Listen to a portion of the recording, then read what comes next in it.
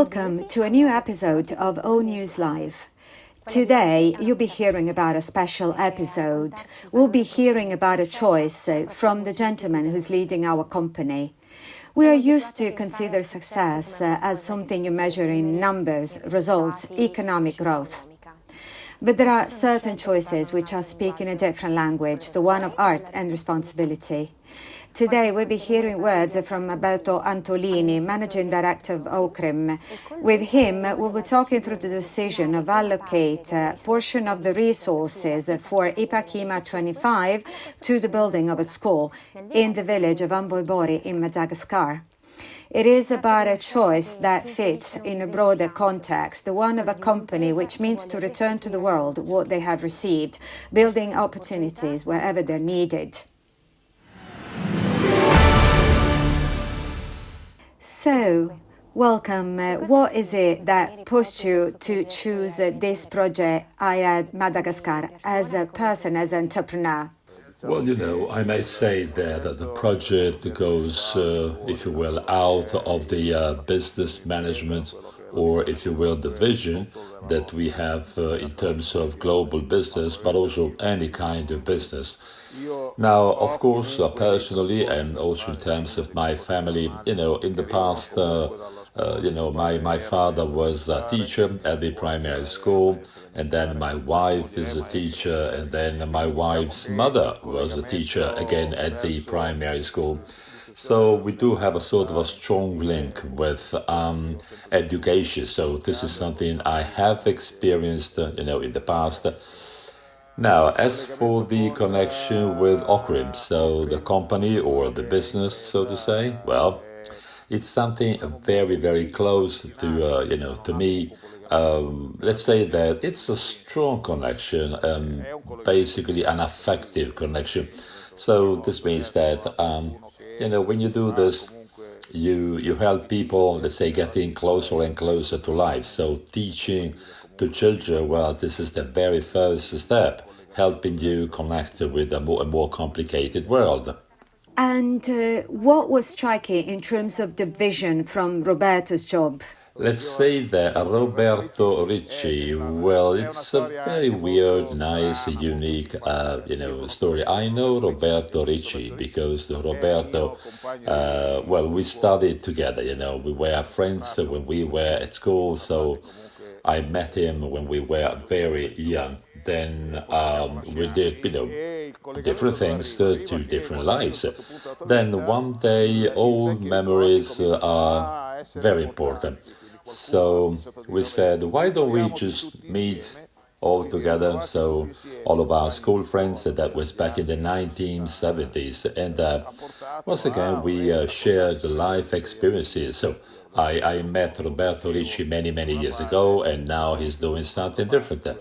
So leaving the business, and now he decided, to work for and in this project, let's say socialization in an African territory like the island of Madagascar. So as Ocrim, so with other company, we helped the Cremona hospital, and then we sent aids to Ukraine. So from the social point of view, let's say we've always done this. We always decided, to help people in need.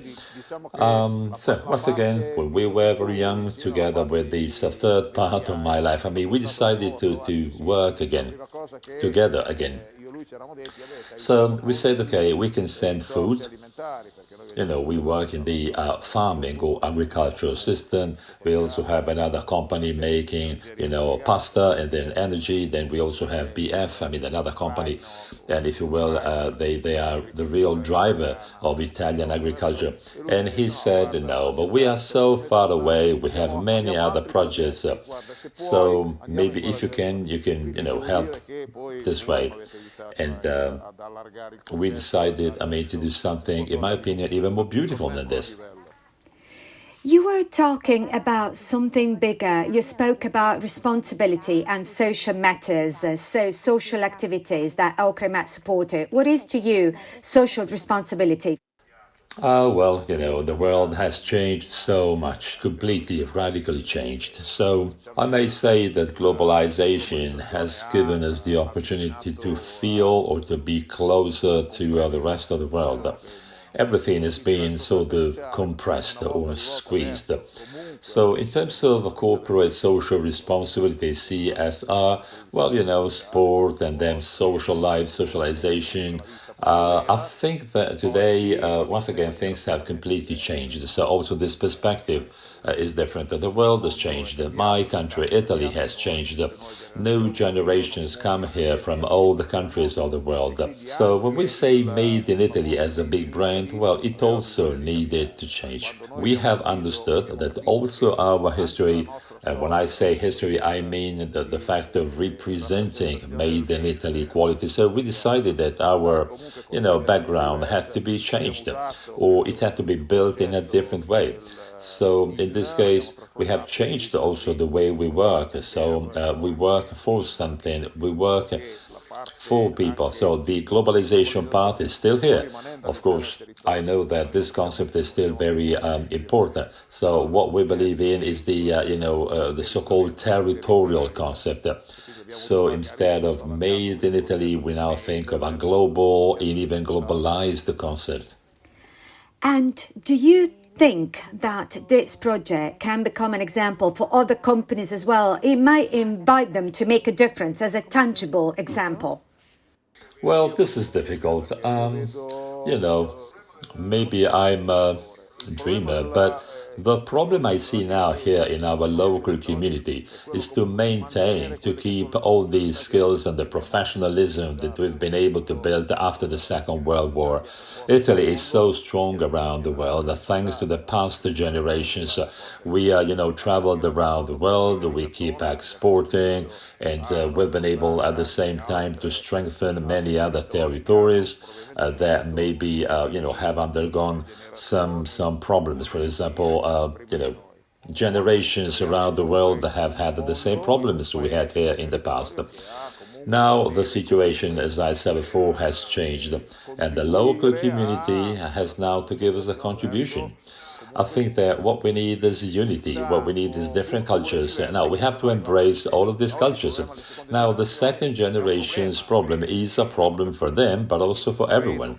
So I think that the main objective today, so that Made in Italy can still be strong, well, once again, we have to help or, accept all of the so-called Mattei plan. I mean, the central government trying to, manage all of the migrants from Africa to Italy and to the rest of Europe.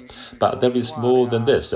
We have to include in our culture, in our traditions, in our willingness, and in our business all the second generations, because now, once again, they are now Italian, basically, because they've been living here for a long time.